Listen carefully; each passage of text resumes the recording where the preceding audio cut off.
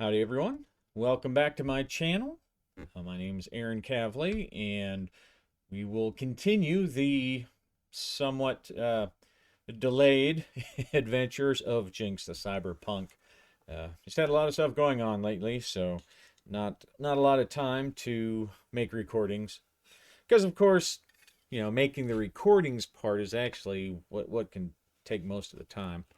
Um, but when we left off, Jinx had tracked down Mr. Mason, who was the person who had come up with, or at least sold, he was really more selling, a system that the Razor Girls in their war were using to get very detailed data from the Cardinal Vultures neighborhood. More so than just having, the regular drones, they had an interface with this net thanks to this cyberware that Mason had let them use kind of as a trial. Jinx tracked him down and convinced him to deactivate it.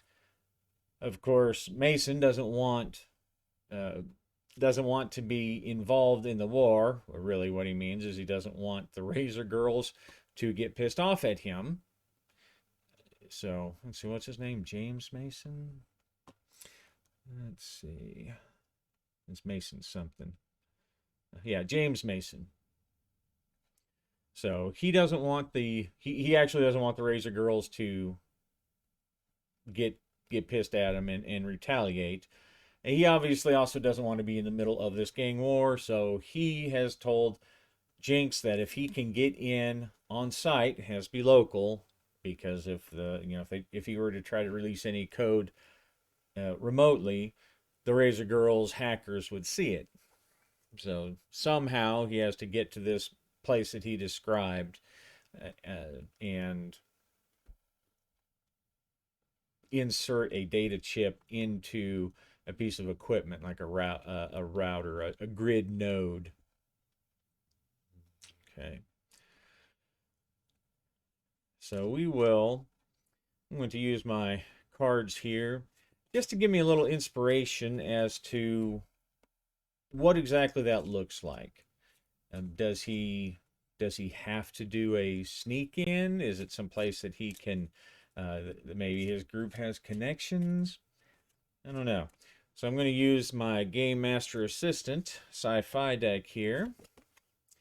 And so in order to complete it, I'm going to use these list of verbs and nouns that come in these cards.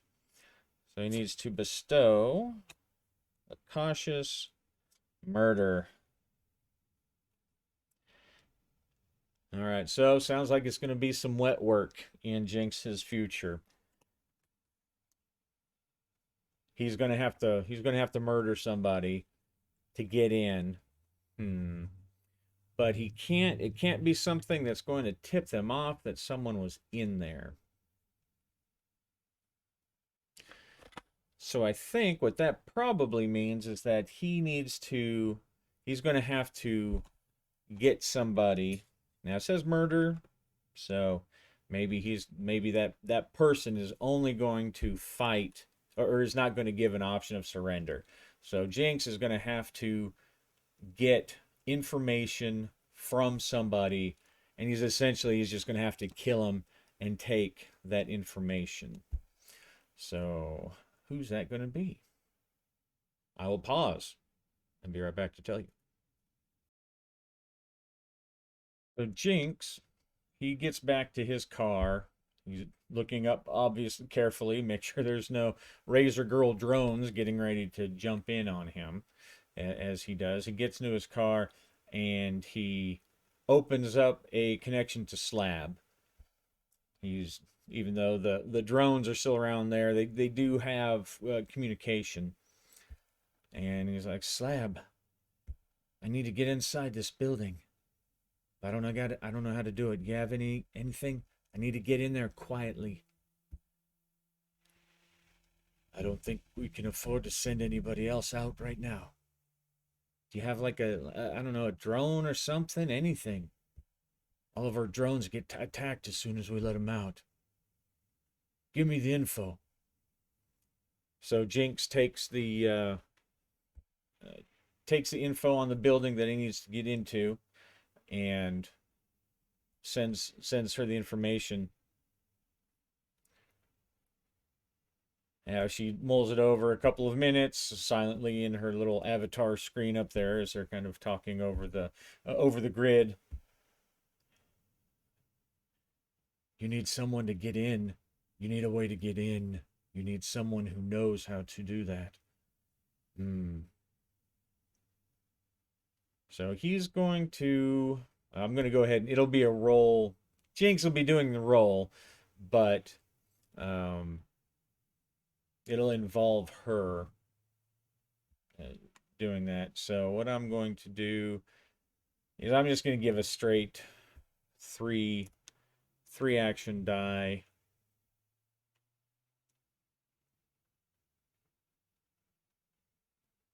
No danger dice at this point. I'll just use it as guidance. Okay, so there's one success. After a couple of minutes, Slab comes back and says, "There's a man who works there. The man who owns the building. Or at least he leases it. He used to own it. A man by the name of Edgar Bloodwire is what he calls himself. If there's anybody who knows, he's got it. He doesn't stay there, though. He just leases the building out. He's one of the Razor Girls.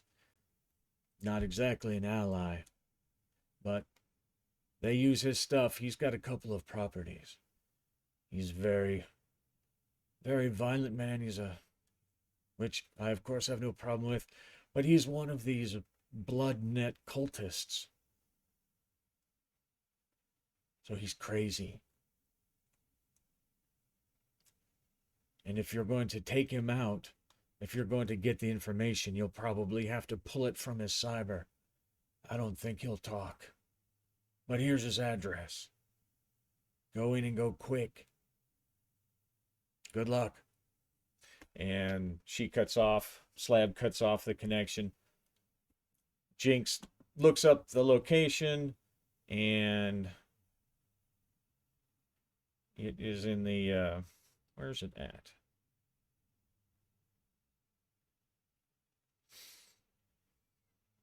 Where did I have that? Let's see, Arcology, Grinders, Metroplex. I thought I'd made a table that had a random location, but I'll just use this. One, okay, so it's in the Arcology. So this guy is, of course, he's in a Corpset patrol house. I'm not sure that really makes sense, unless he's arrested, but he's not really arrested at this point. Let's give that another roll here. Okay, that makes more sense. So he's in an abandoned house, which obviously is not abandoned, but it's being in the Arcologies, which is a kind of an upper crust, rich part of town. The abandoned houses there are safer than the the ones down in the Grinders or the Metroplex where the scum and villainy live. So Jinx drives over, looking for, looking for ambushes and such, because of course they know someone's out. I'm going to say he's managed to evade them pretty well, so and he's driving all over, so I'm going to say only on a 6 do they manage to somehow spot him or catch him. I mean, it is, even though they're looking, it's a big city. All right. He gets over to this abandoned house. He pulls up, and there's a big holographic, as soon as he drives by the first time, because of course he does not want to just pull up right in front of it like he's just pulling in to look at it, to buy it. But as he drives by, a big banner shows up on his grid overlay that talks about Bringle and Cash's selling of this house, and gives contact grid information. Buy our house today. And he takes a quick look, records it, drives by, and again one more time, going the other direction and pulls off to the side, and he replays the video that he sees, looking for details. It's even in the archaeology, like I said, it's an abandoned house, but it's in pretty good shape. But there are some strange symbols kind of on it. As you can't normally see it, but as he's flipping through, just doing the full spectrum analysis, there are on the thermal overlay, or probably like a UV overlay, there's like a bunch of symbols over it, and his grid computer picks them out as being part of this bloodwire cult. He doesn't know anything about the or blood wire. Sorry, he doesn't know anything about this blood wire cult, and neither do I. So, what are the what is it about?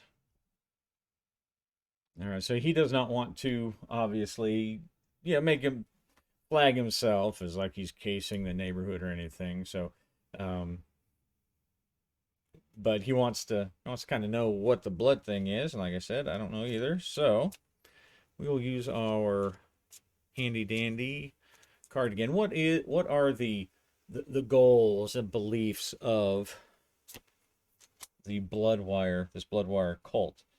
All right, so their main goal is to confuse the rare deity.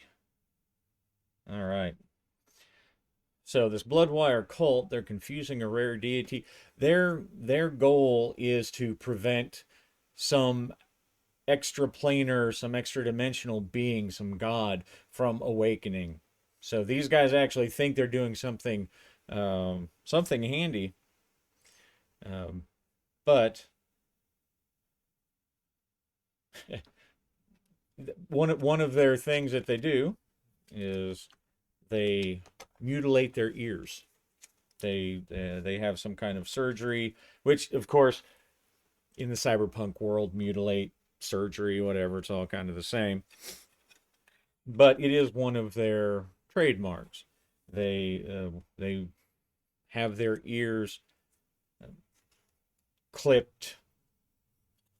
They have their ears clipped to let's see. Let's say they have a triangle cut out of their ears, so it looks like they have 2 points on their ears. Just whatever. But their whole goal, they believe that our um, messing with our intrusion into the grid, into this massive online world, is going to awaken a deity. Jinx has never heard of the deity, and the articles he reads says that this small but active cult group can't even agree on what the deity is. So it's not really important necessarily, but that's what this dude's thing is. So Jinx is going to park out of the way. Let's review his character sheet here and see what he has.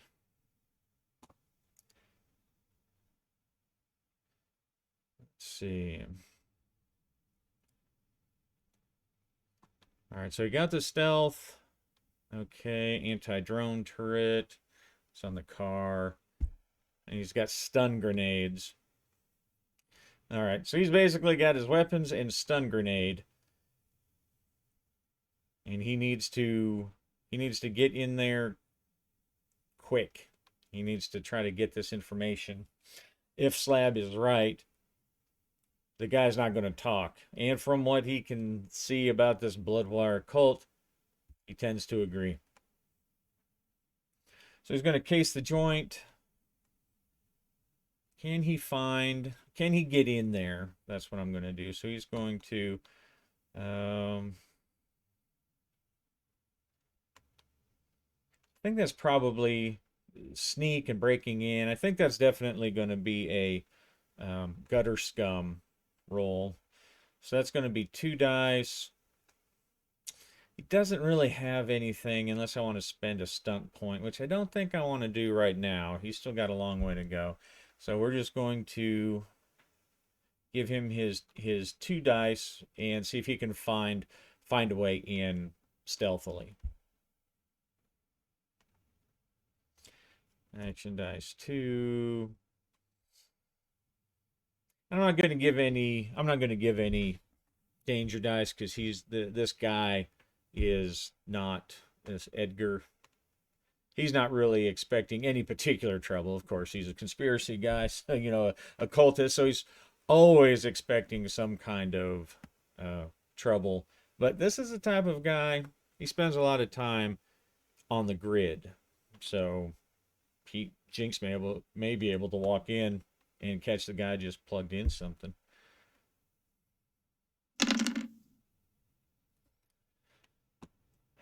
Oh, excellent. All right. So 1-6, so he gets a full success. He manages to find as he's walking around. Of course, there's cameras everywhere, so you really never know if you're safe or not. But he's got his usual defenses that are supposed to help scramble photos and things like that as best as he can.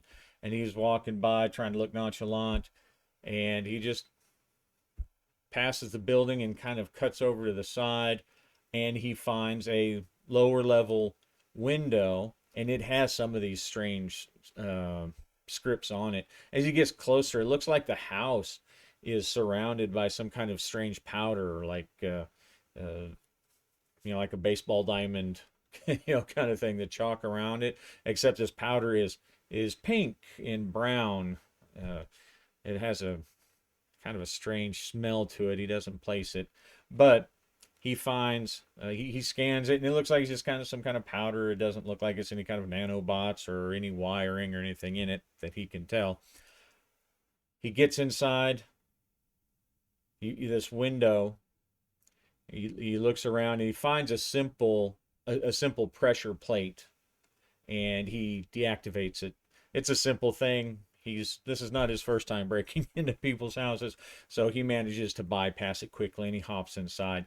And inside it is what used to be a very nice house, where on the outside all the markings and stuff are just in this, whatever, this UV kind of ink. Inside they're all over the place. Inside there's pictures of big pictures of these strange symbols, pictures of what look like just millions of lines of code printed out. There's pictures of hackers, net runners, grid runners who have been fried or found dead. Articles put up with the printouts, which seems a little archaic in this world of the grid, but he's expecting the grid to go away. He's expecting to be cut off from the grid, I think, this Edgar guy. So Jinx pulls out his gun. He wishes he'd brought a silencer. Now that it's turned from open warfare to kind of murder, or at least a stealth mission, he should probably start asking for something like that.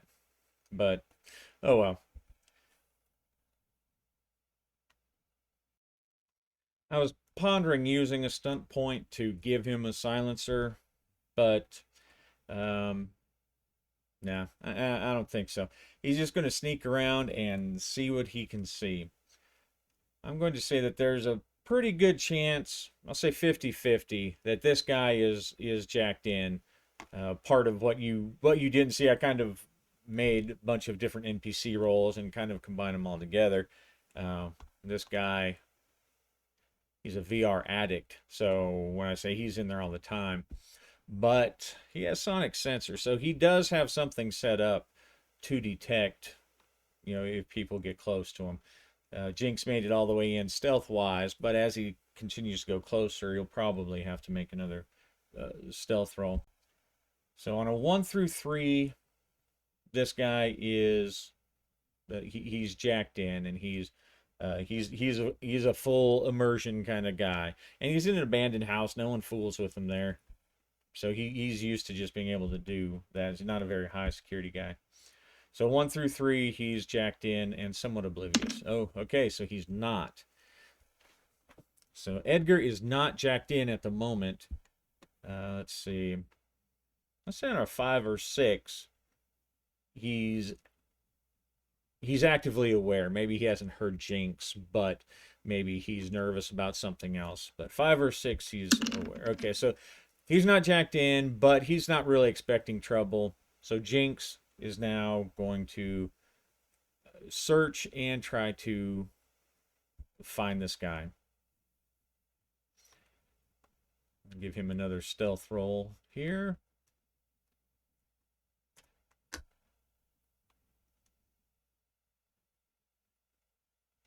And this time I'm going to give him 1 die because our guy is not jacked in, and as Jinx gets closer, you know, really can be it's hard to sneak up on somebody if they're have any, if they have half an eyelid open. Noises are carry through abandoned houses pretty well.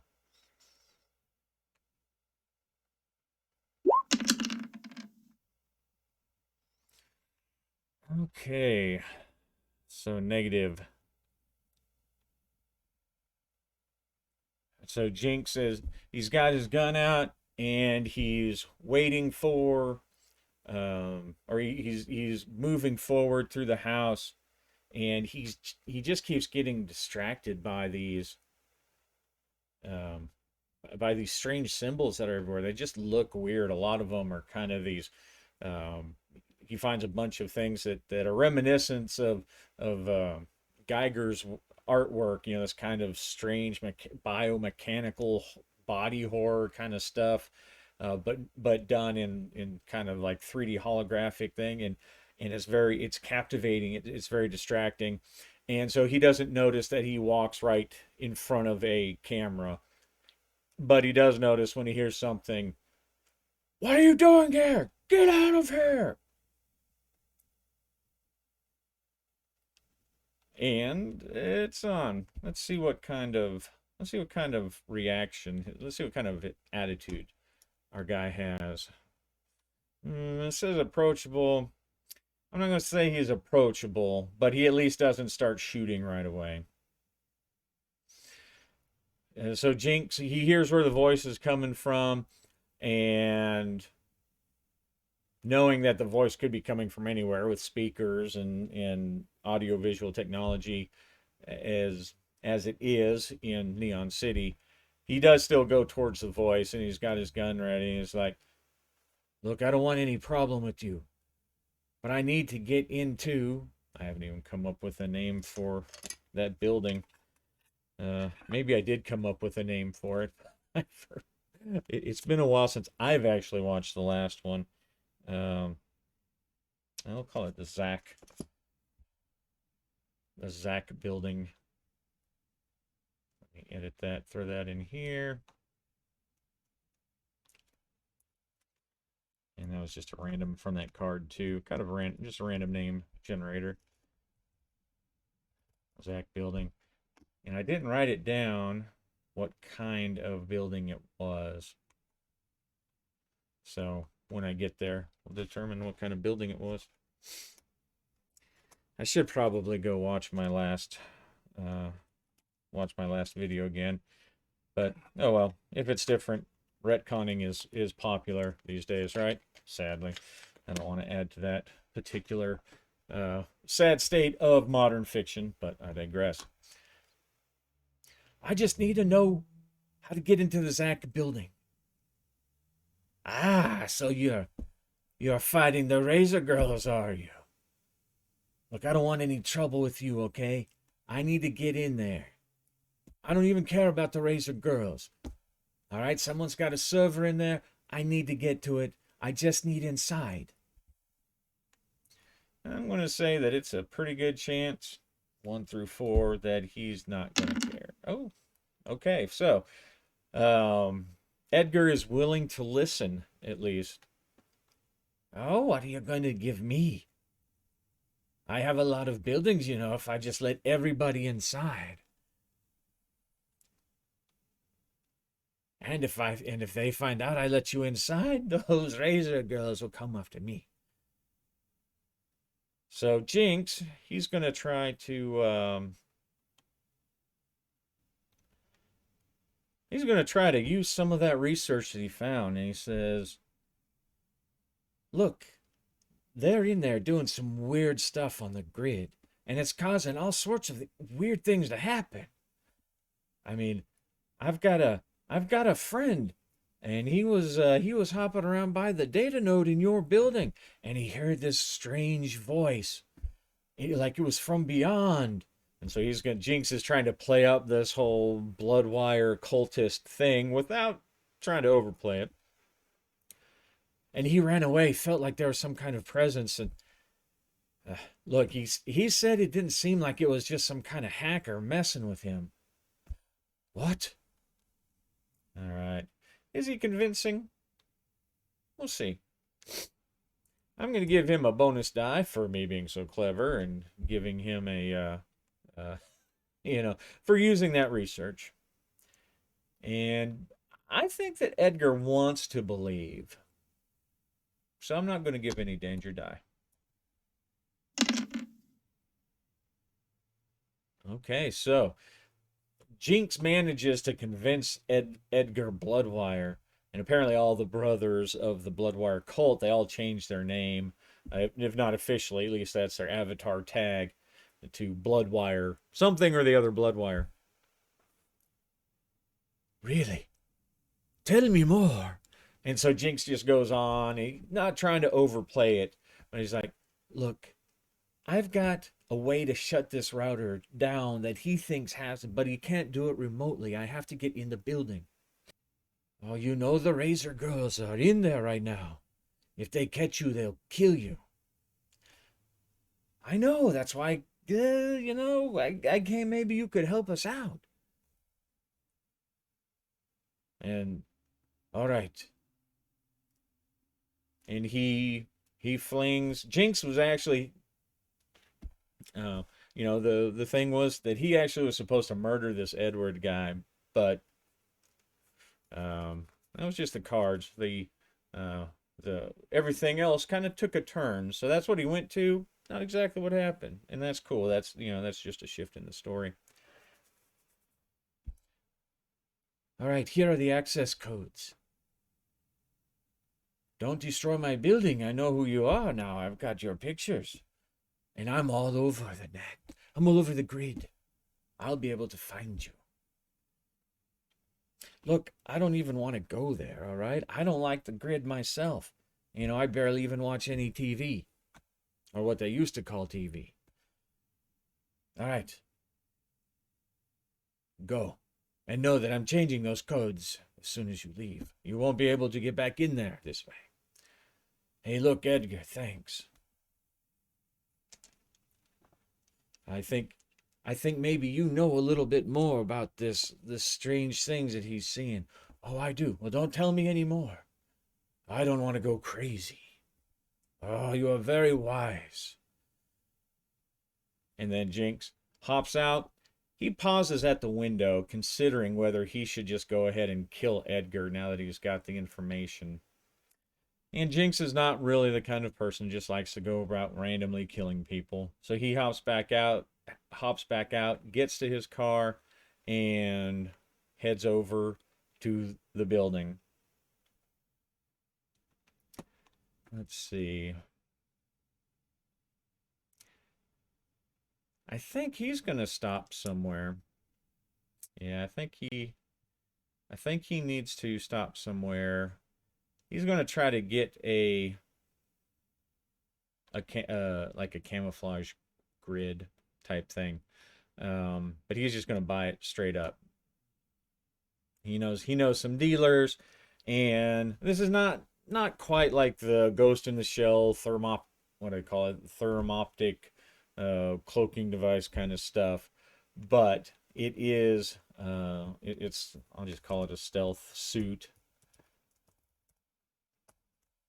and it's going to cost him because it's high dollar. But you know what? Since he's actually buying it, I'm going to give it to him. it's not something he's going to use all the time or just carry around with him and just hop on every time he needs to go do a mission. But he spent one of his stashes.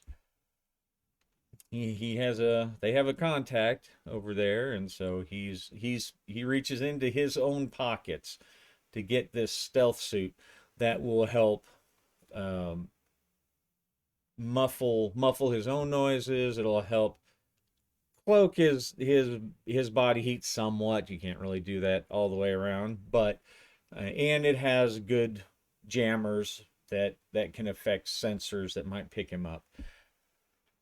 So he swings by this house. He meets his contact, and after he drops his many dollars, his contact comes through for him, and he says, "Yeah, man, here it is.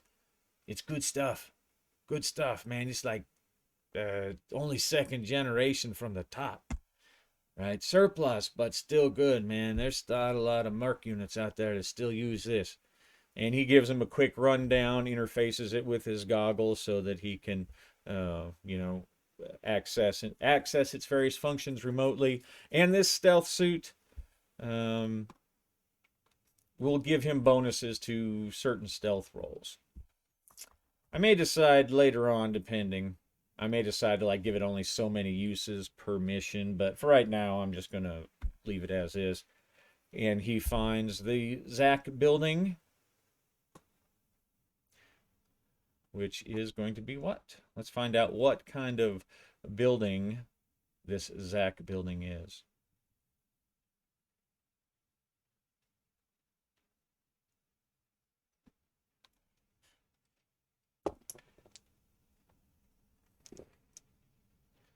Okay, so it's on the streets. Let's see. Viv's Neon Ink.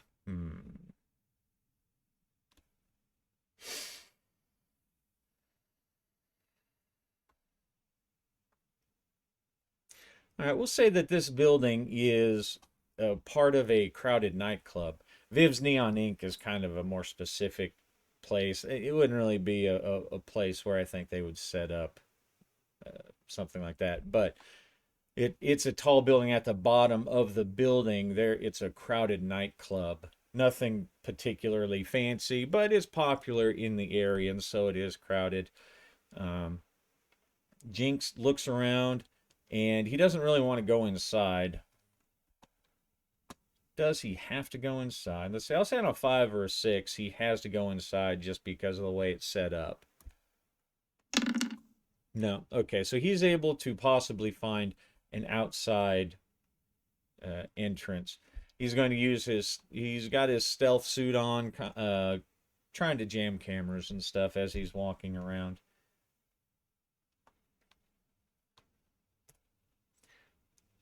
All right, does he manage to slip in? I say it's fair. It's decently secure, so I'll give one danger dice. And actually, you know what? He's actually kind of being more of a. I'm going to let him use his daredevil type stuff because he's actually trying to kind of climb and get inside the building. He's not necessarily trying to sneak in at this point just to get in to start. So he's trying to climb in. So I'll give him three. I'll give him 3 dice and 1 danger die because, well, they do have some kind of security. All right, so 2 minor successes. He manages to get in. He finds a place to get in, but as he hops in, he gets up the chute. He finds like a little maintenance hatch or something. He gets in, and he immediately finds somebody there, one of the Razor girls, Stooges, and she's a short woman with obvious implants, and he immediately takes her out. He's not sure if she's saw much or if she set some kind of alarm, But he crawls in, she's like, huh? And he like pistol whips her and knocks her out. You can't kill her because that will definitely set something off, and it will. He's already kind of compromised by the mission stats because he was spotted somehow, but he's got to just carry on. So he doesn't even tie her up, but he does want to make sure that she's, kind of. What does he want to do? Good grief. He's sitting there looking at her. He can't kill her. If he ties her up, then it's going to be obvious that someone attacked her. It may already be kind of obvious. All right. Where he found the access, not a lot of people. And he has kind of a cluttered street behind the building and dirt and everything. So he's going to toss her out. Hopefully it'll look like she was fooling with the hatch and tripped or something. Um, he doesn't know but he knows he's got to hurry up. I'll say on a 5 or a 6, um, will incapacitate her pretty much for the rest. Okay, so she falls out. He dumps her out, and she takes a header into the concrete. He can hear her skull smack, and he flinches at the noise and hopes that he has no love for the Razor Girls, but he hopes that it maybe just knocked her out, or that her her cyber plating has kept her brains from being splattered, because again, he's trying to get in and out as quietly as possible. Hopefully, at least this way, maybe someone can think that she fell out the window. She won't remember. He did get a good knock on her, but he's already kind of compromised. So now he's going to go sneak. He's got the plans. He's trying to run up a maintenance way and stay out of line of sight. He finds a tunnel, or not a tunnel, but an access way that leads up to where the server room is, compared to what James Mason gave him, and it looks like it's not very secure, not like a lot of cameras or anything, at least according to Edgar's blueprints, or what he gave him. So let's give, as he tries to sneak up. No danger dice because he's done such a good job. Okay. So he manages to continue the way up. He's not tripped anything. 5 is not a full success, but I'm going to say that's enough. That's enough for now. He gets up to the server room,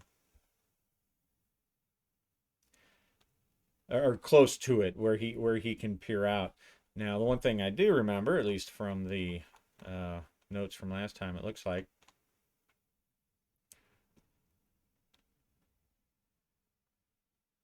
so is being guarded by a cyber brute.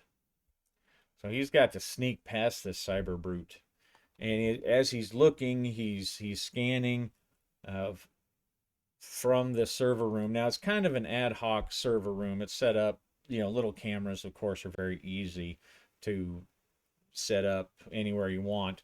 But he's watching the cyber brute, and it's some huge, well, you could barely call it a female. It has a feminine looking face, but a lot of it is just chrome. It's obvious cyber.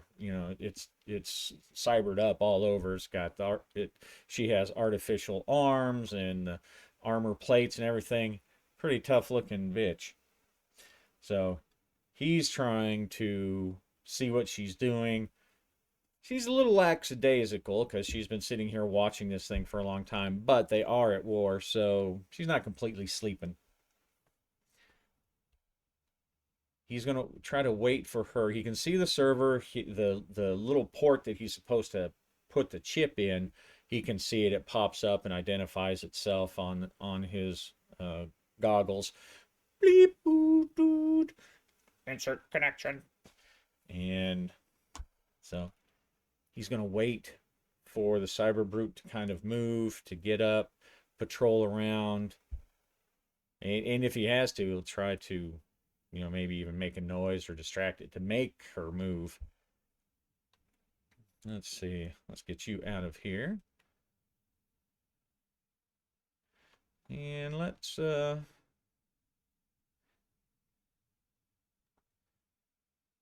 a cyber brute. I don't know if I really have a good cyber brute icon, but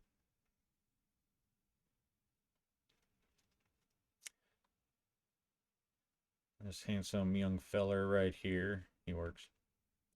I just put him on there for effect. And he's kind of got that blue and white thing going. So our big cyber brute, she gets up and she walks around. Jinx is going to try to make the move. I'm going to give him his stealth and his street scum and his base die, and then one for his stealth suit that he's using. That tag is giving him a stealthy tag. And let's see. It would be kind of a tricky situation. So I'd say at least one danger die. Because it's crowded. There's probably other, there might be other people around too, but there's probably little cameras and things like that, drones all over. It's freaking, you can't shoot into the air without hitting a drone here in Neon City.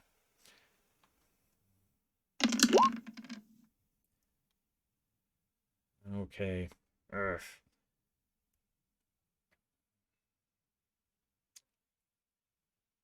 So he really wants to get this done without getting busted. One, he doesn't really want to because if he gets into this fight with this cyber brute, he knows that it's not going to be pretty. It's not going to be stealthy in any way.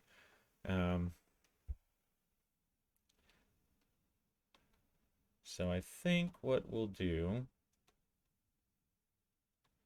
let's get 1, 2, and 3. What does the stunt point?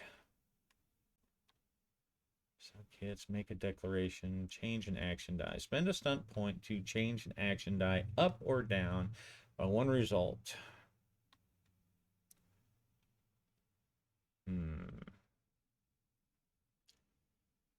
Okay. Well, I think I'm going to spend 2 stunt points. Oops, wrong one. I'm going to spend 2 stunt points to bump that 4 to a 6. So as Jinx, he focuses on all his time on the street and he waits for that cyber brute, that chick, that razor girl murder bitch to walk out of sight, and he slinks out and he pops that thing in there and he's waiting for it to download, dramatically watching the bar because this is a cyberpunk adventure. And every time you have to upload something, you have to dramatically watch the bar either shrink or grow, waiting for the bad guys to come. And it goes in, and then it says complete. He pulls it out, and he slides back to where he's come, closing the little maintenance hatch. Just as he hears the razor girl chung, chung, chung, chung, chung, walk by. So he barely got out of the way. And he takes a deep breath and he lets it out. And then he quietly makes his way back down as best as he can. Now he's at the spot where he dropped that girl out the window. Let's see.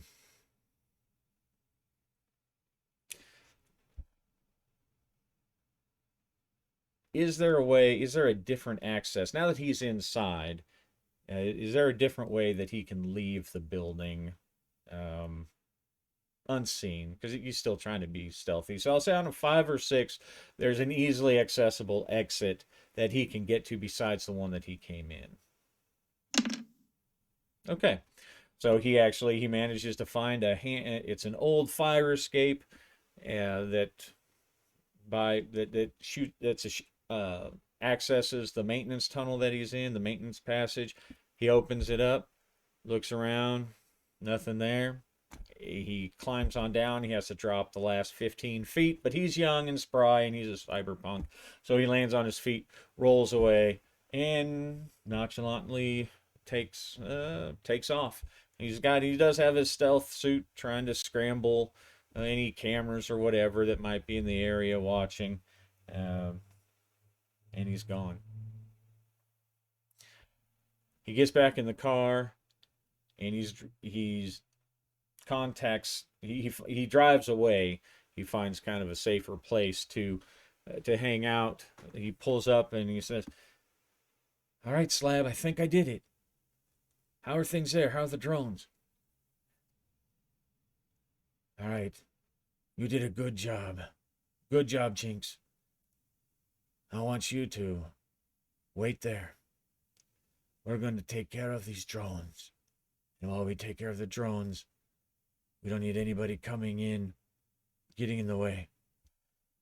Find a nice place for lunch. Good job." And so Jinx pats himself on the back, and he does. He finds himself a nice noodle place on the side of the street.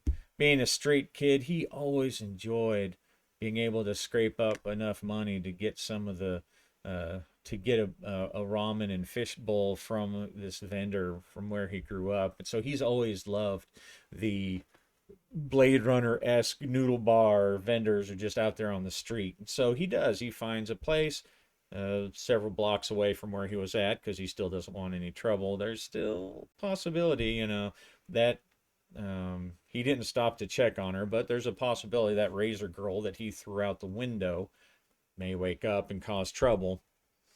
Um, he doesn't really care about what happens to the corpo, so if the Razor Girls figure it out or whatnot, he doesn't care. But the corpo stuff is done.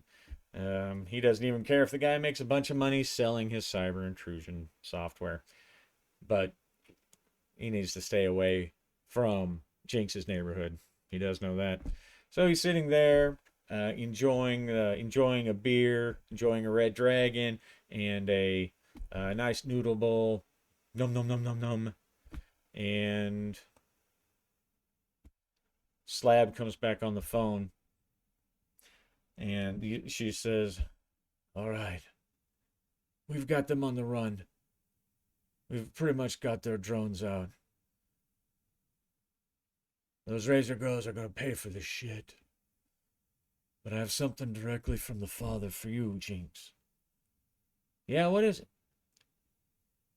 "You need to put a bullet in that corpo's head." "Well, you did agree to work with us." "It may seem that way.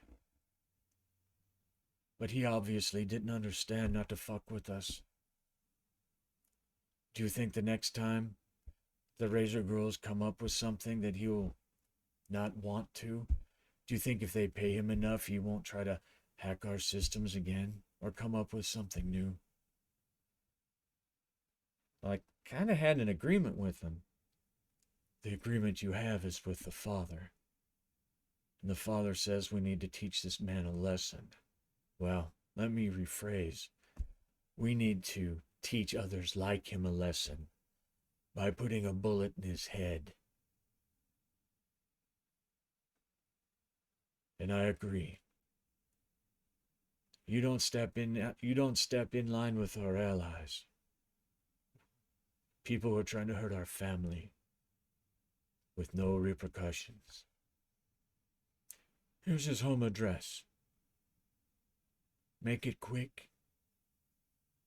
I suggest a drive-by." Okay, Slab, you got it."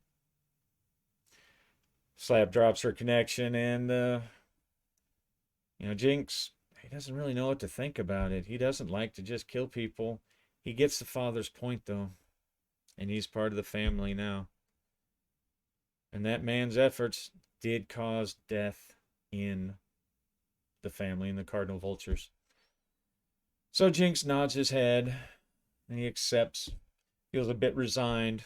His noodles don't taste quite as good as they used to. But he finishes his, or he puts his unfinished noodles on the bar, gets into his car, and waits for James Mason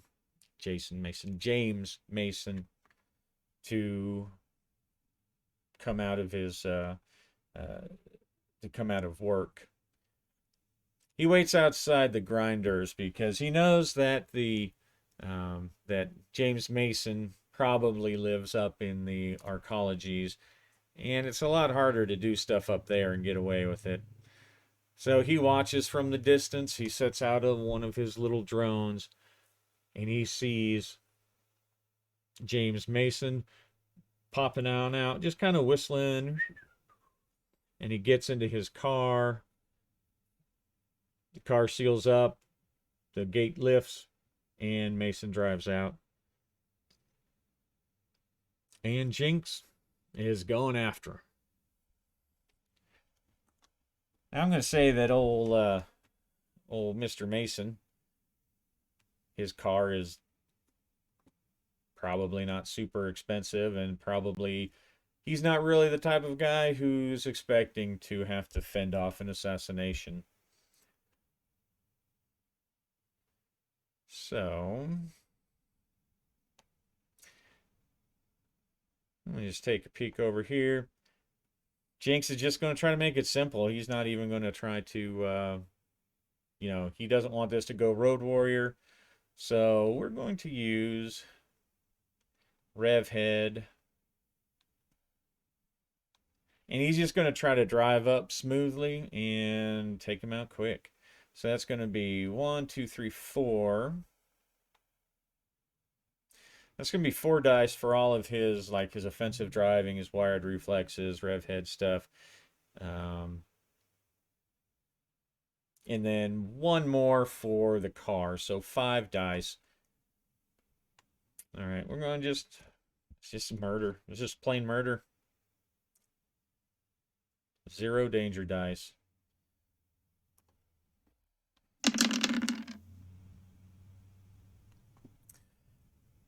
All right. So Jinx follows him to a place. He waits for him to pull out a little bit, just so he's out of sight of the warehouse that he was working at, just in case there might be some kind of reinforcement or somebody who's going to come immediately investigate. He waits till they get on the larger, one of the 5 lanes or 10 lanes or whatever they have nearby there in Neon City. He whips up, he lowers his window, looks out, and James Mason, he's kind of bopping along, and he kind of looks over because Jinx is now pulled up right next to him and he's staying there. And he doesn't recognize him at first, but he's got this, he's got his normal corpo professional fake happy face on, and then it melts away as he recognizes Jinx and sees the machine pistol just a couple of feet from his own face. And Jinx pulls the trigger. He winks and he pulls the trigger, and James Mason's window shatters, his face shatters, his head crumples beneath a hail of bullets, and the car veers off for a second, blood splattering all over the inside. Jinx immediately swerves and takes off off a corner, off ramp, and disappears into the city. James Mason's car detects that he's lost control, and the safety system kicks in and notifies the authorities and pulls it safely over to the side to await assistance from the police. But James Mason is no more. And that night, as Jinx is thinking about the things that happened today, he comes to the conclusion that, yeah, you got to pick a side. You got to pick a side and you got to stick with it. And James Mason fucked with the wrong people. And his beer tastes a little better after that.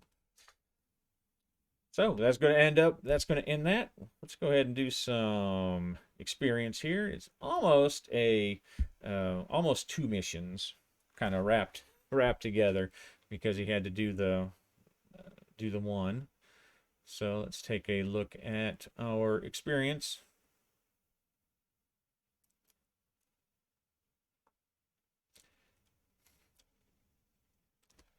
Okay, so he didn't do a botch, but he did survive the job twice.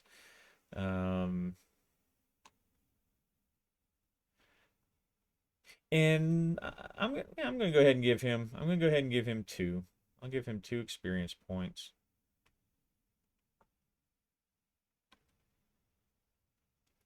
But I'm still just going to give him the die 3 for the legacy, because that's still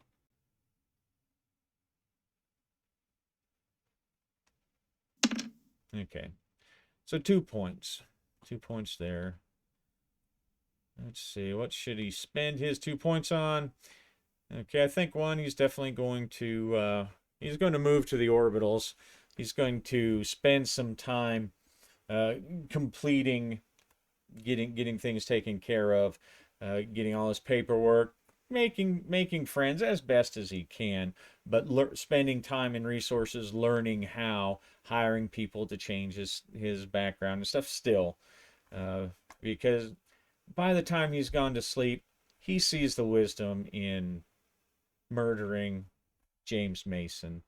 He sees the wisdom. He understands why. He didn't really care to do it, but he understands. And he also understands that somewhere out there, the Razor Girls, there's some young woman out there who's just trying to make it by, who someday, maybe even today, is being told that she needs to kill Jinx. So he wants to get out of there.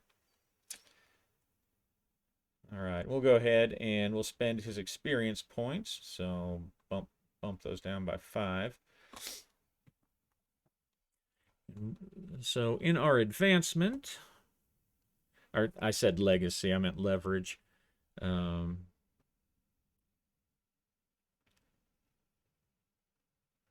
right, let me pause and see what I want to do here.